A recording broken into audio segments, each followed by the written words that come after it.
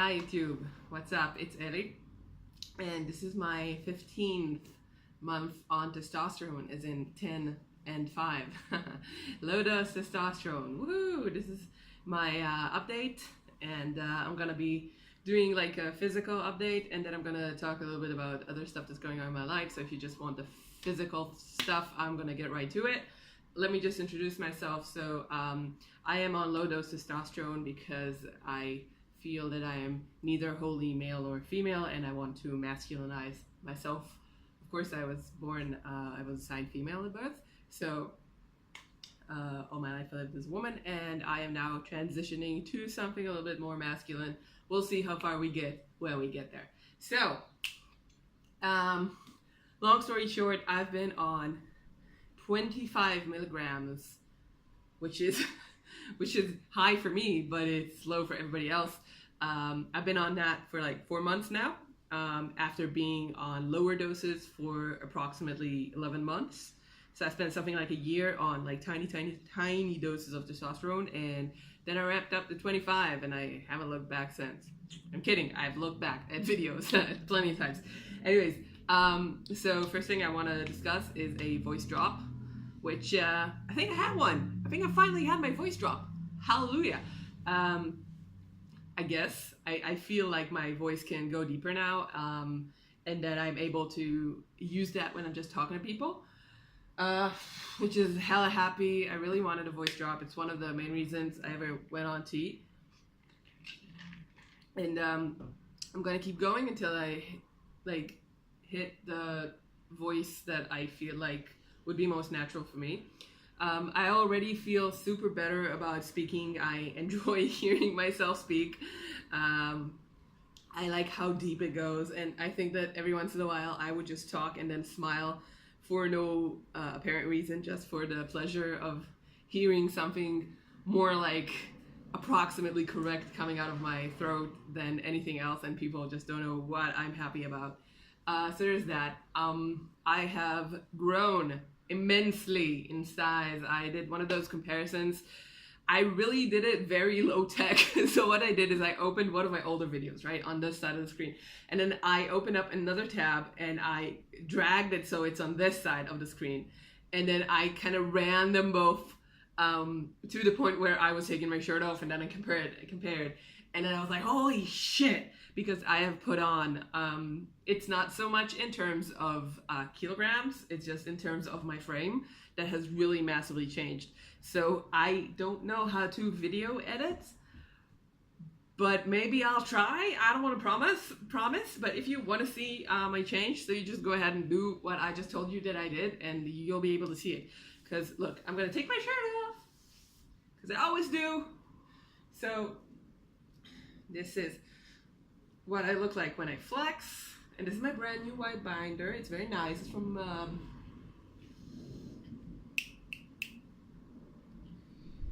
Underworks. No, it's not from, it's GC2B. I'm sorry, I had a senior moment there.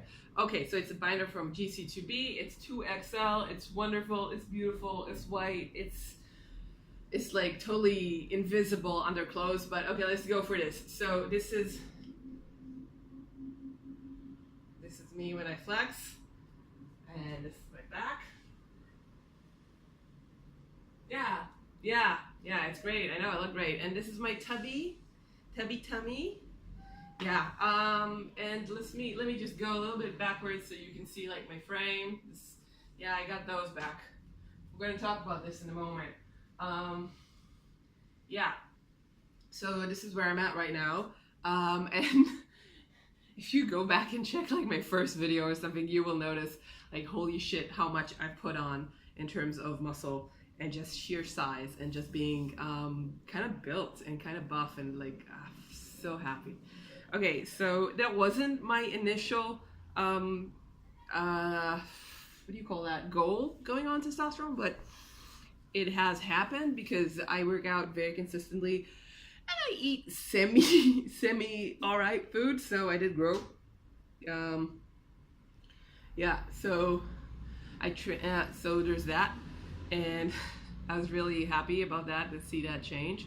And facial structure, like, I don't know if it's very it's very clear to you, but I see it, like I see these lines, like these lines have gotten much deeper, and like I feel like it's much more angular right now, and like there's less fat on my face, to be honest. And then I don't know what else, but I keep looking at like the ratio between my neck and my jaw, because I noticed that for a lot of men, this ratio is like the neck is the same girth or width, I don't know which one you use, as the jaw. Like if you look from like, if you just look at a guy from the front, you will see that his jawline is pretty much the same width as his neck. And for most women, that isn't the case. So I was kind of tracing that just to see how much my face changes.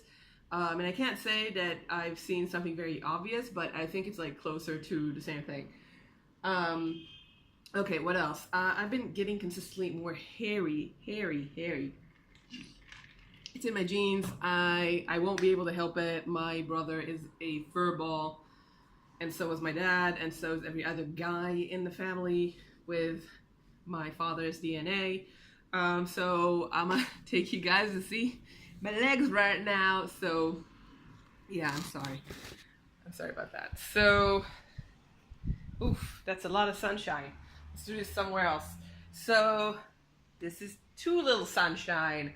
Okay, let's see. So this is what my leg looks like. I know I have gorgeous legs.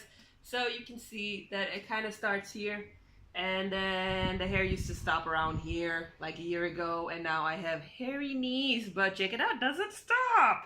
I also have really hairy thighs, and they go up, up, up, up, up, all the way up to the glorious belly button, which I have a happy trail for now. Very happy trail. And arms, still nothing. I know, it's crazy.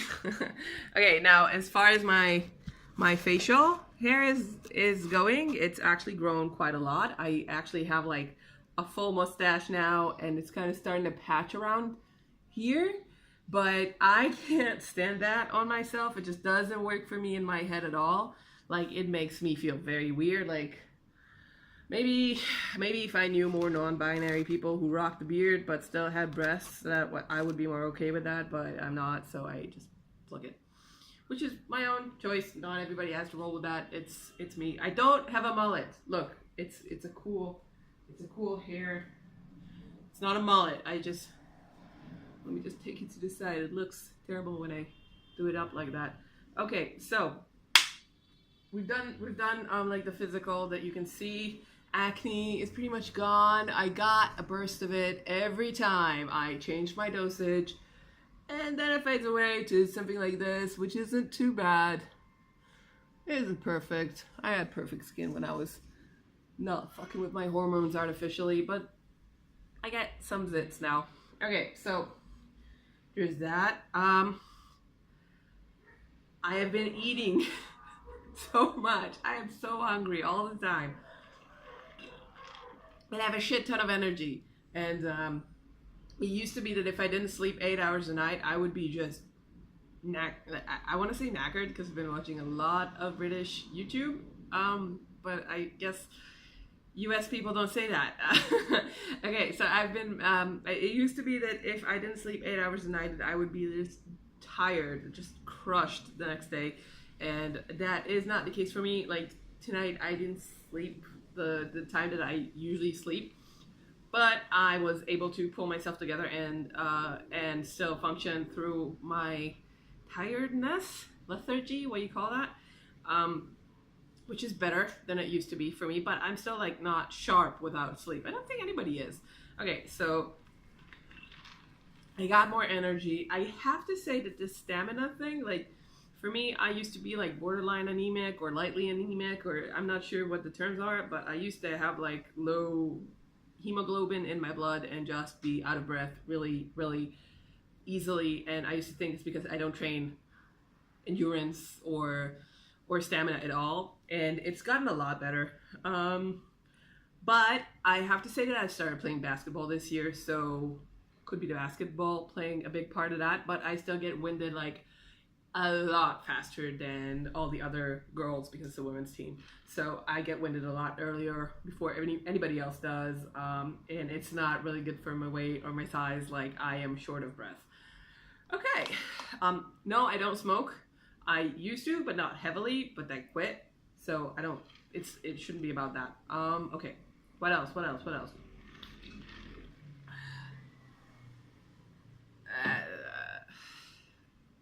Pull-ups. Okay, so I can do pull-ups pretty much the same number that I could before testosterone, because check this, I gained a lot of weight. I went up from like 73 kilograms, not pounds, 73 to like 80, and then I freaked the hell out, and then I came down to like 79, which I am right now.